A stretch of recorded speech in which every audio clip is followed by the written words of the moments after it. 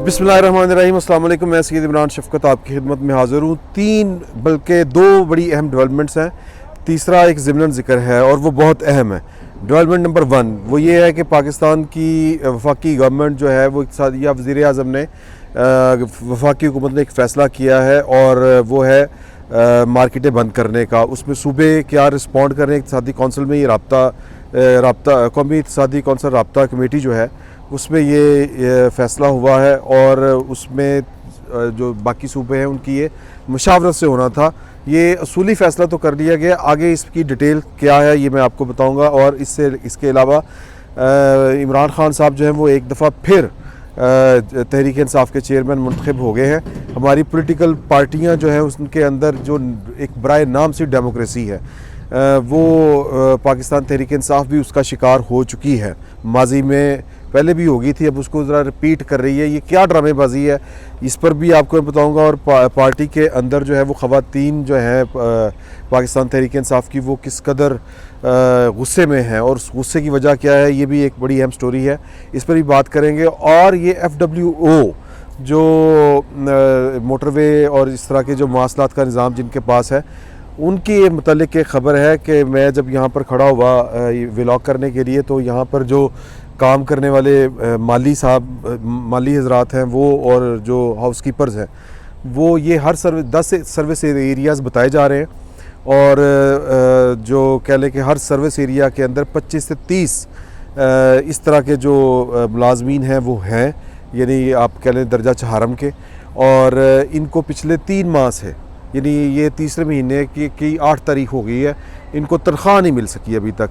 ये FWO के बराह रास्त मुलाजिम नहीं है, ये FWO के सब कॉन्ट्रैक्टर है, कंपनी है, प्राइवेट कंपनी है, उसके हैं मुलाजमीन। और वो कंपनी पैसे इनको इसलिए नहीं दे रही कि जो FWO है उन्होंने उनको चेक नहीं दिया।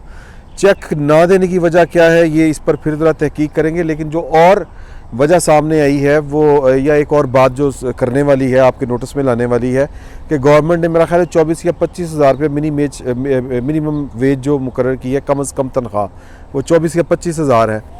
लेकिन इन साहिबान को जो मैंने आपको बताया कि ये स्वीपर्स हैं और हाउस कीपर्स हैं, इनको 18,000 रुपये तनख्वाह मिल रही है।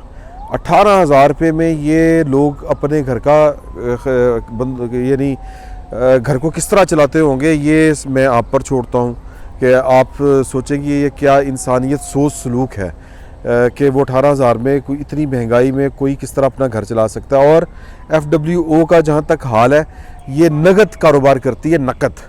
यानी अगर आप लाहौर से इस्लामाबाद मोटरवे के ऊपर जो टोल प्लाज़ा के ऊपर जो गाड़ियाँ आती हैं उनकी तादाद, उनका डाटा अभी तक हमें नहीं मिल सका, ये कहीं पे भी नहीं पड़ा हुआ कि कितनी गाड़ियाँ आती हैं। और किसी एक गाड़ी को भी वो उधार वाला सीन नहीं है बल्कि एडवांस पैसे लिए होते हैं। ये जो M टैग है इसकी मद में एडवांस मेरा ख्याल है कि अरबों रुपए होंगे।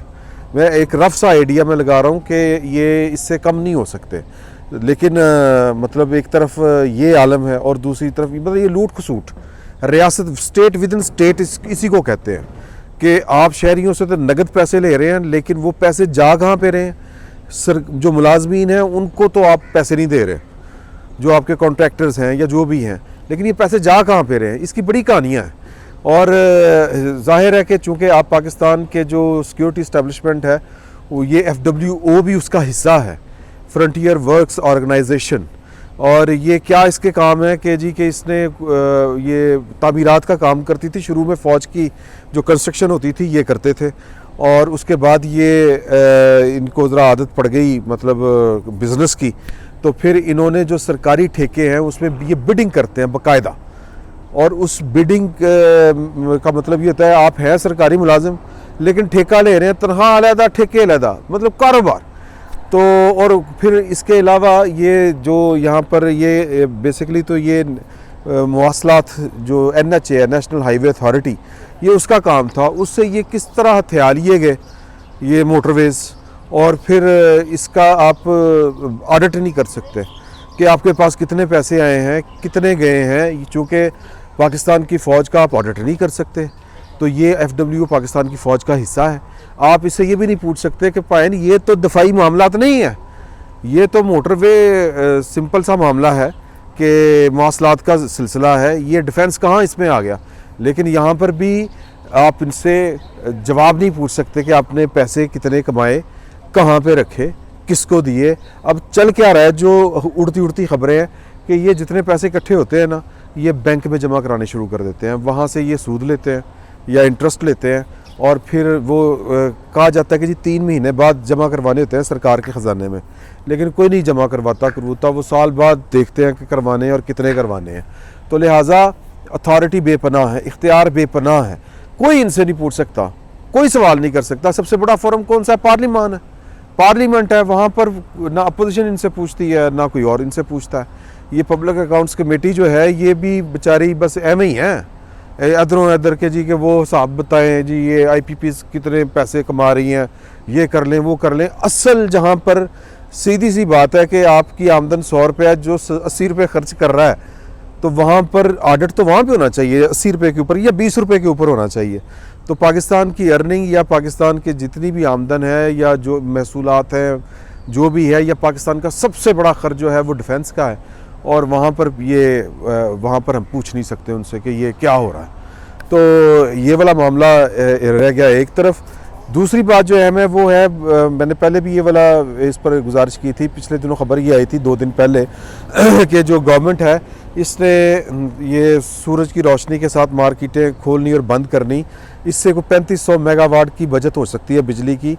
ये 7 बजे यानी सूरज के गुरूब होते साथ ही अगर ये दुकानें बंद कर दी जाएँ तो ये इस तरह का सिस्टम क्रिएट कर लिया जाए जिस तरह दुनिया भर के ममालिक, तरक्की याफ्ता ममालिक, इंग्लैंड, यूरोप, अमेरिका, वहाँ पर भी ये कोरिया जो है जी, एक तो वो कोरिया ना एटम वाला, मिसाइलों वाला, दूसरी या कोरिया जो साउथ कोरिया है, नॉर्थ कोरिया मेरा है, साउथ कोरिया जो है, साउथ कोरिया, वहाँ पर हमारे दोस्त हैं हबीब अकरम साहब, वो गए थे, वो तहज्जुद की इधर जो हमारे यहाँ तहज्जुद का टाइम है ना, यानी कि फजर से पहले, वहाँ पर फजर से पहले कारोबारी ज़िंदगी शुरू हो जाता है। और इस वक्त यानी कि शाम को 5-6 बजे सूरज के गुरूब होने से पहले कारोबारी ज़िंदगी ख़त्म होना शुरू हो जाता है। और ये दुनिया की जो अक़वाम है उन्होंने इस तरह तरक्की की है, इस बैलेंस के साथ।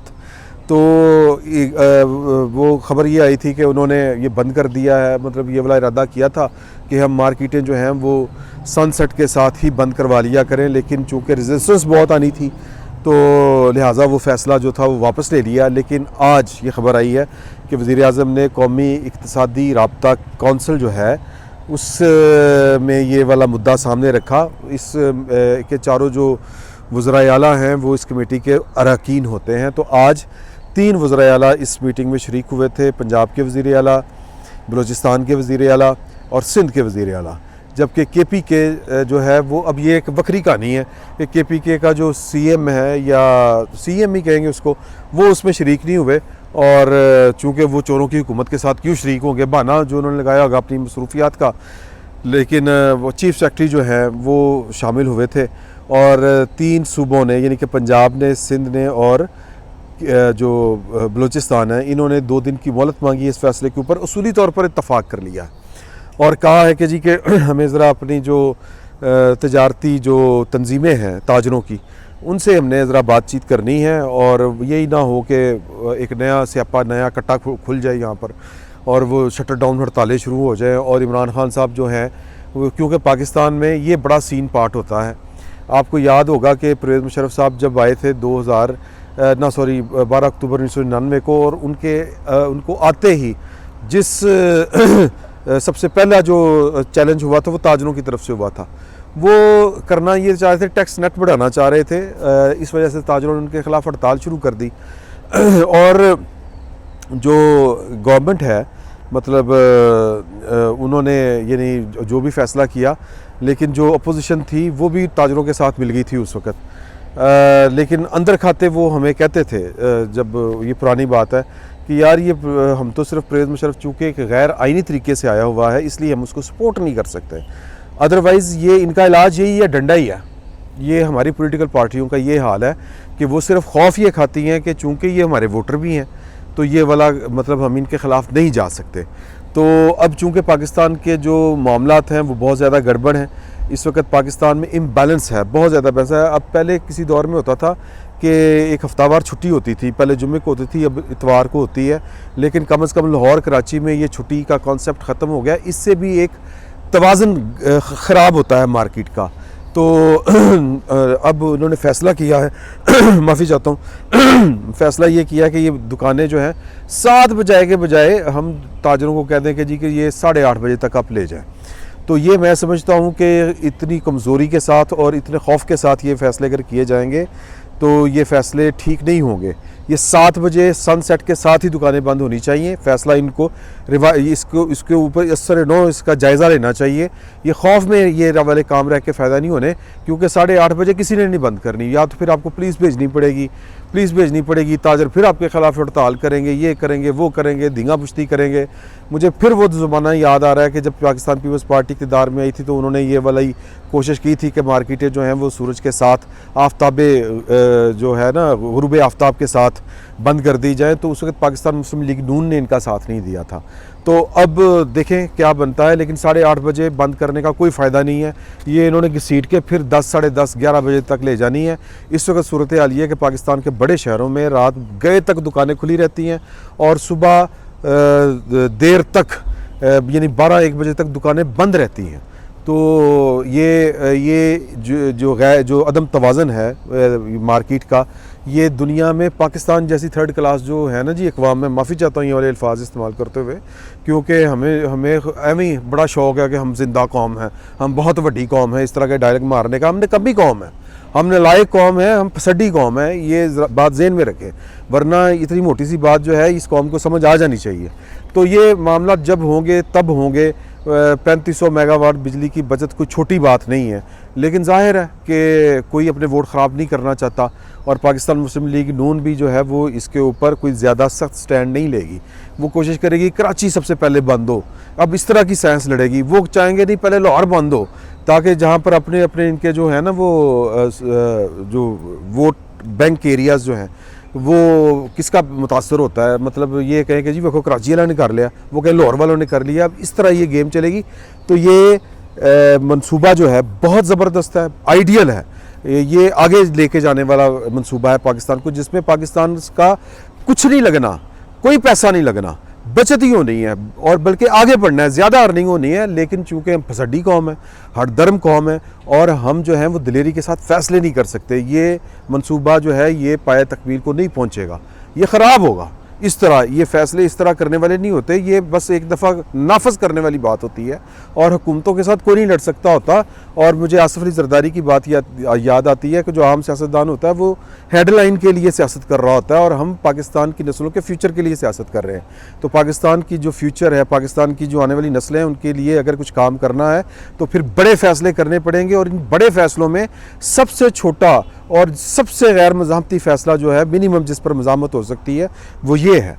तो इस पर देखें क्या होता है, ये आने वाले वक्त में बताएगा। आखिरी बात इमरान खान साहब की कि 2 काम हुए हैं। एक ये कि इमरान खान साहब ने पाकिस्तान तहरीक इंसाफ के नाम के ऊपर एक इनकलाबी सियासत शुरू की थी कि पहले पाकिस्तान की पॉलिटिकल पार्टीज़ के अंदर जमहूरियत होनी चाहिए। इसलिए उन्होंने पहली दफ़ा, आपको याद होगा, इलेक्शन करवाए थे और जिसमें वो थोड़ा सा गड़बड़ भी हुआ था, लेकिन वो इलेक्शन दोबारा उस तरह से नहीं हो सके, जिसमें जहांगीर तरीन जो है जो उनको बाईपास करके सेक्रेटरी जनरल बना दिया गया था और वो बादशाह सलामत इमरान खान साहब ने ख़ुद ही बना दिया था, जमहूरियत एक साइड पे रह गई थी। तो आहिस्ता आहिस्ता इमरान खान साहब ने लर्न किया कि नहीं यार, ये इलेक्शन वाला ड्रामा ही है, ये नहीं करना चाहिए।